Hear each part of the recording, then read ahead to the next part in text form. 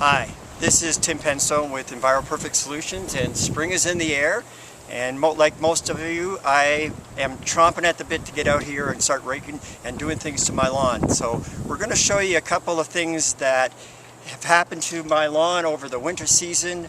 We've had probably a decent snow coverage, and we live out in the country, so mice damage is something that we always have to deal with every single year.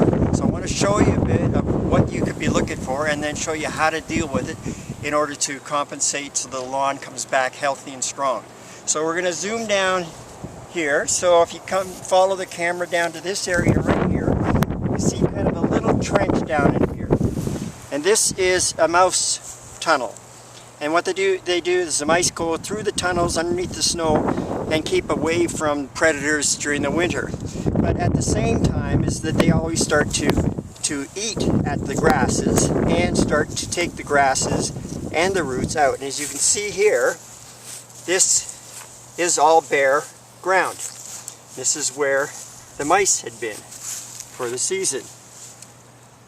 Okay, so what we want to do is we want to kind of gently rake this out, get off all this dead grass that's been sitting here over the winter, and stimulate the lawn to get it to start to grow. And this lawn mix here is a mix of creeping fescues and perennial rye and a little bit of Kentucky blue, and it will start to knit this and clear it up. So we're going to take and back up here. You come up to me.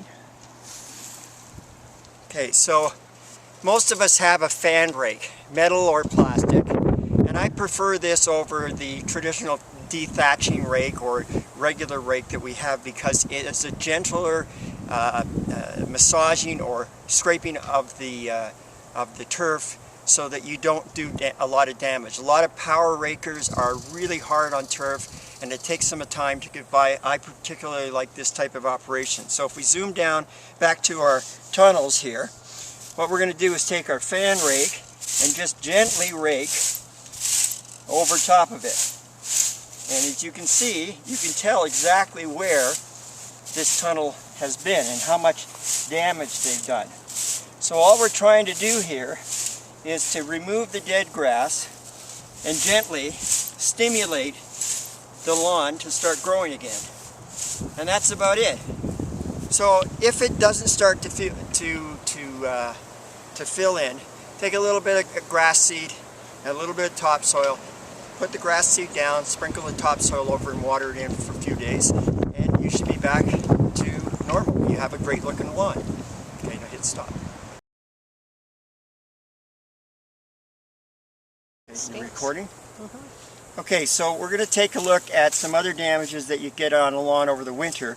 And we live in a boreal forest area, so we get a lot of poplar leaves blowing onto my lawn after I've done the final cleanup, just because of the nature of poplar things. And we get a buildup of leaves on there, and they act as a barrier to prevent the lawn from coming back. And again, using the fan rake, again, we're going to gently rake the areas, and you want to make sure that your lawn is relatively dried out. This is a little bit too moist for what we're going to do, but for demonstration purposes, again, this is okay. So again, gently rake off the dead grass and the leaves to leave the grass exposed so that it's now ready to start growing again.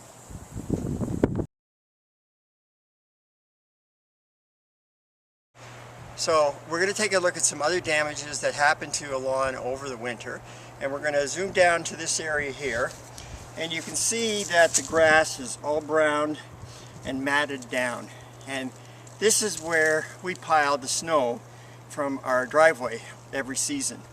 And of course you're going to get winter kill or winter damage from this piling of snow. So there was about 4.5 to 5 feet of compacted snow on top of this, and so consequently it put a lot of pressure on the lawn at this point in time. So again, using the fan rake, what we're going to try and do is again clean off some of this dead grass that we've got here, but stimulate the roots, or the grass and the roots in the grass to start growing again and giving them some space. So again, gently, this is a little rougher than the other one we were doing, but we want to give it a good stiff but yet gentle raking, and stimulate, but give it some air on it.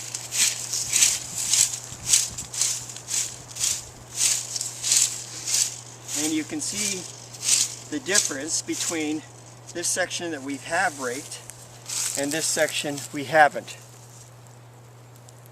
Now this part of the lawn will come back quicker and lusher and thicker because there's less competition for it to get through the dead grass and the pressure that has been impacted on it for the entire winter.